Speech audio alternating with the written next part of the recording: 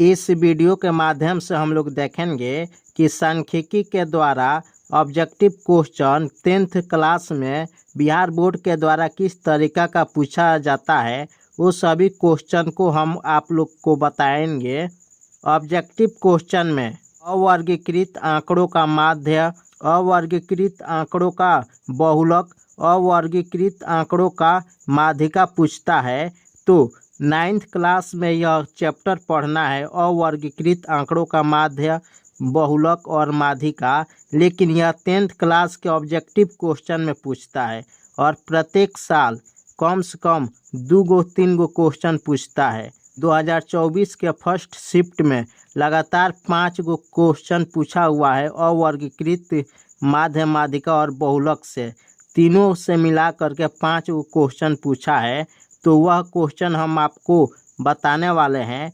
तो सबसे पहले हम इसका फार्मूला को देखेंगे कि क्या फार्मूला होता है माध्य निकालने का, बहुलक निकालने का और माध्यिका निकालने का।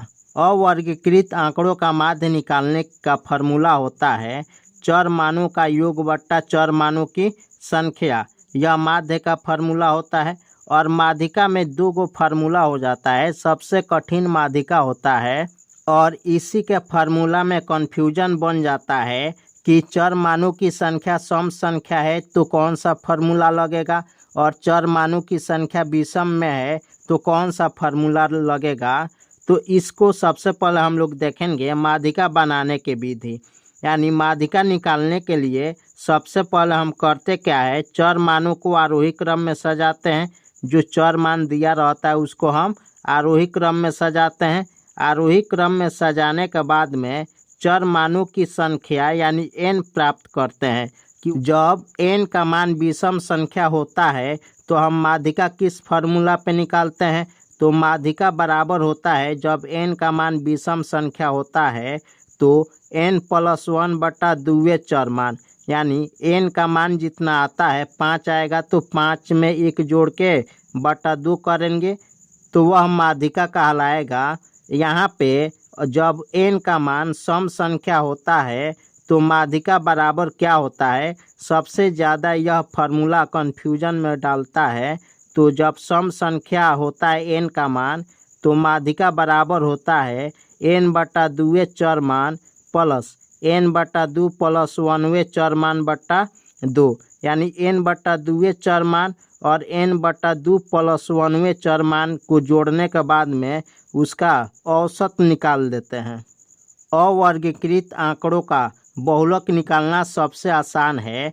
बहुलक बराबर होता है जिस चर मान की बारंबारता अधिक हो, यानी जिस चर मान की बारंबारता अधिक हो उसमें देखते हैं कि जे अगर कोई संख्या देता है उसमें अधिक बार कौन संख्या आया है।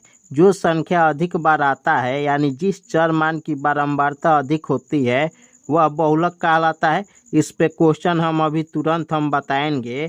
तो जब क्वेश्चन को सॉल्व कराएंगे तो टोटल फार्मूला आपको समझ में आ जाएगा। यहाँ पे 4 नंबर में हम लिखे हैं बहुलक। यह एक अलग फार्मूला होता है। यह फार्मूला सीधे ऑब्जेक्टिव क्वेश्चन में दे देता है कि बहुलक बराबर 3 गुना माध्यिका माइनस 2 गुना डैश डैश। तो यह फार्मूला याद रखना जरूरी है क्योंकि यह डायरेक्ट फार्मूला दे देता है। या इस फार्मूला में 3 अज्ञात राशि है, बहुलक, माध्यिका और माध्य। इसमें से 2 का मान दे दिया रहता है तो तीसरा का मान निकालने के लिए पूछता है।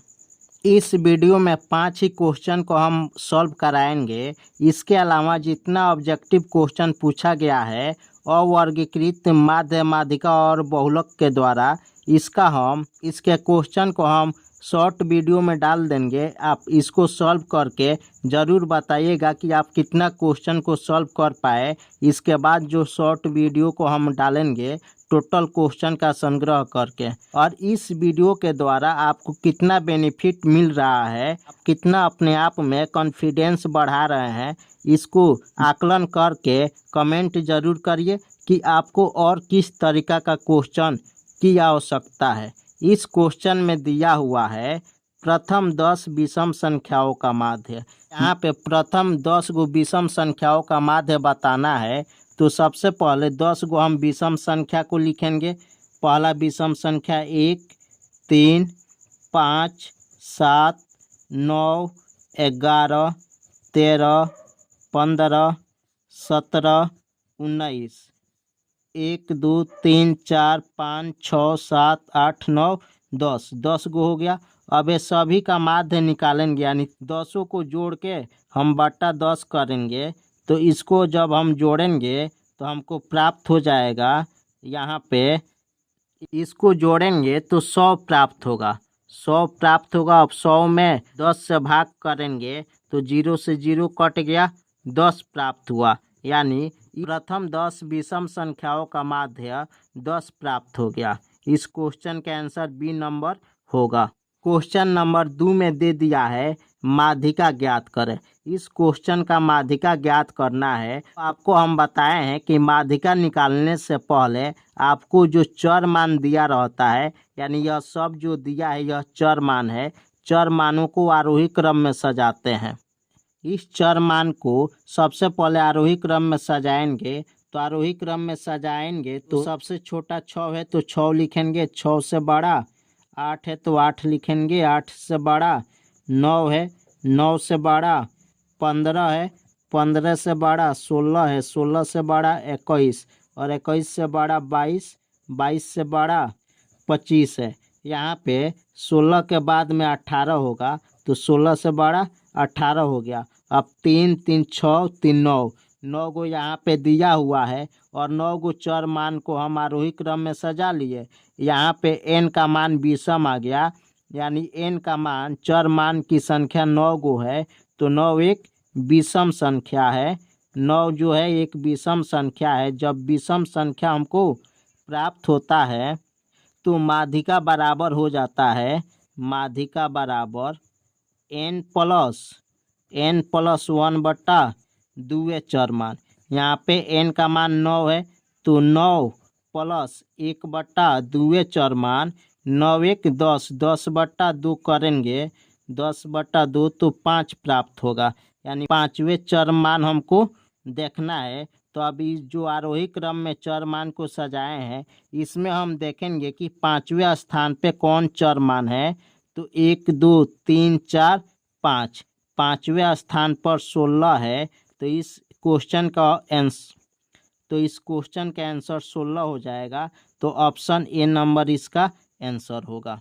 क्वेश्चन नंबर 3 में दिया हुआ है बहुलक ज्ञात करें। ये सभी क्वेश्चन 2024 के फर्स्ट शिफ्ट में पूछा हुआ क्वेश्चन है। इस चर मान का बहुलक बताना है। तो यहाँ पे हमको दिख रहा है कि 0, 1, 2, 2 बार 0 आया है। 6, 1, 2, 3, 4, 4 बार 6 आया है। और 1 बार आया है। 5, 1, 2 बार आया है। 2 1 बार आया है। 3 1 बार आया है। 4 1 बार आया है। यानी इस चर मान में सबसे अधिक बारंबारता 6 की है। तो जिस चर मान की बारंबारता अधिक होती है वह बहुलक कहलाता है। चर मान 6 की बारंबारता अधिक है तो बहुलक 6 होगा। तो ऑप्शन बी नंबर इसका आंसर होगा। क्वेश्चन नंबर 4 में दिया है एक बारंबारता बंटन के माध्यिका एवं बहुलक क्रमशः इतना एवं इतना है तो इसका माध्य ज्ञात करें। यहाँ पे माध्य ज्ञात करना है। माध्यिका का मान 48.64 है और बहुलक का मान 46.52 है। तो बहुलक बराबर होता है, बहुलक बराबर 3 गुना माध्यिका, 3 गुने माध्यिका माइनस 2 गुने माध्य होता है। बहुलक बराबर 3 गुना माध्यिका माइनस 2 गुने माध्य होता है। अब यहाँ पे बहुलक का मान दिया हुआ है 46.52 तो लिखेंगे बहुलक के जगह पे 46.52 बराबर 3 गुने माध्यिका का मान यहाँ पे है 48.64 माइनस 2 गुने माध्य निकालना है तो माध्य को हम x मान लेते हैं। अब यहाँ पे 46.52 बराबर 3 से इसमें गुना करेंगे तो 3 चौका 12 के 2 हासिल 1, 3 छक 18 1 19 हासिल 1, 3 8 24 1 25 हासिल 2, 3 चौका 12 2 14, यानी 145.92 आ गया -2x। अब यहाँ पे इसको इधर लाएंगे तो हो जाएगा 46.52 माइनस 145.92 बराबर -2x। अब माइनस वाली संख्या बड़ा है तो घटाएंगे माइनस में से, तो अब यहाँ पे 2 में से 2 घटेगा 0, 9 में से 5 घटेगा 4 होगा दशमलव, 5 में से 6 नहीं घटेगा हासिल लेगा तो 15 में से 6 गया 9, 13 में से 4 घटेगा 9 बराबर -2x। माइनस माइनस कट गया। अब 2 से इसको कटाएंगे तो 4 दूनी 8, 9 दूनी 18, दशमलव 7 दूनी 14, यानी x का मान यानी माध्य का मान 49.7 प्राप्त हुआ। यानी माध्य का मान 49.7 प्राप्त हुआ। यहाँ पे 49.5 है, 49 है, 50 है, ये और ऑप्शन में दिया इनमें से कोई नहीं, तो 49.7 तीनों ऑप्शन में नहीं है, तो आंसर हो जाएगा इनमें से कोई नहीं। क्वेश्चन नंबर 5 में दिया है यदि 5 प्रेक्षणों x x + 2 x + 4 x + 6 एवं x + 8 का माध्य 11 है तो x का मान होगा। यहाँ पे माध्य दे दिया है और यहाँ पे यह चर मान दिया है। चर मान में x, यहाँ पे यह 5 गो चर मान दिया है और चर मान में x शामिल है, तो इसी x का मान बता देना है। तो इस x का मान निकलेगा कैसे, माध्य दिया है और यहाँ पे चर मान दिया है, तो माध्य के फार्मूला के द्वारा हम x का मान निकालेंगे।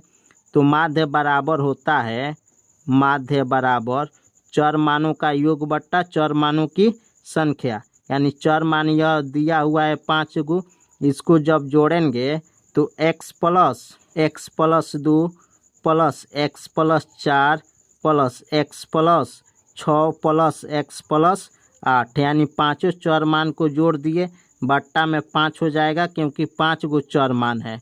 अब यहाँ पे माध्य का मान दिया है 11, तो माध्य के जगह पे 11 लिखेंगे बराबर x 1 गो 2 गो 3 गो 4 गो 5 गो, 5 गो x है तो 5x लिखेंगे जोड़ के, प्लस 2 में 4 जुटेगा 6, 6 6 12 8 20, यानी 5x + 20/5।